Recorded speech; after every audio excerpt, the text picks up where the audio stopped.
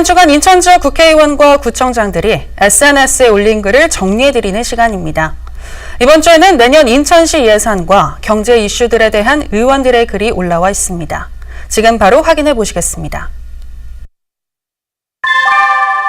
중구동구 강화홍진의 안상수 의원은 소상공인 단체들의 집회에 참가하고 사진과 함께 글을 올렸습니다.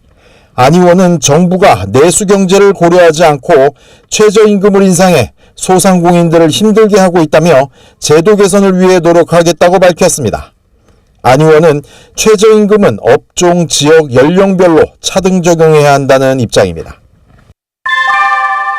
민경욱 자유한국당 인천시당 위원장은 자신의 지역구인 송도에 학교 증설 소식을 전하고 있습니다.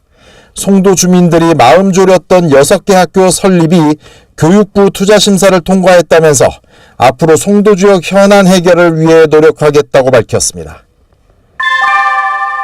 윤관석 민주당 인천시당 위원장은 인천시와 함께 개최한 정책협의회 소식을 사진과 함께 전하고 있습니다. 인천 지역 민주당 국회의원들과 구청장이 한자리에 모여 내년 예산과 관련해 논의했다고 하는데요. 그동안 침체됐던 인천을 재도약시키기 위해 중앙정부 예산을 확보하는 데 노력하겠다고 밝혔습니다. 서구갑의 이학재 의원은 최근 민주당에서 논의되고 있는 공공기관 이전에 대해 반대 입장을 밝혔습니다. 특히 항공과 로봇 관련 연구기관과 환경 관련 기관의 이전에 대해 인천시 등이 분명한 입장을 밝혀야 한다고 강조했습니다. 서구울의 신동근 의원은 최근 논란이 되고 있는 사법농단과 관련해 강경한 자신의 입장을 SNS를 통해 밝혔습니다. 신 의원은 검찰권 남용에 대해 특검을 설치했듯이 사법부에 대해서는 특별사법재판부 설치가 필요하다고 강조했습니다.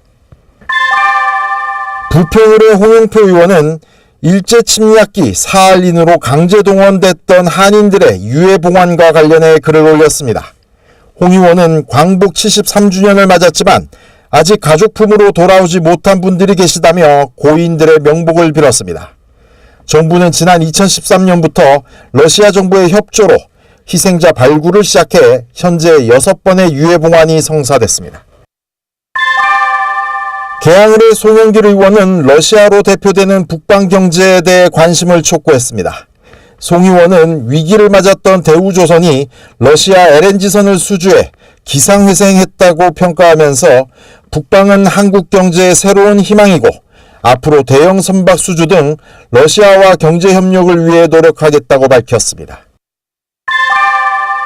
이재현 서구청장은 자신이 내세운 크린 서구 사업과 관련해 활동 상황을 SNS를 통해 전했습니다.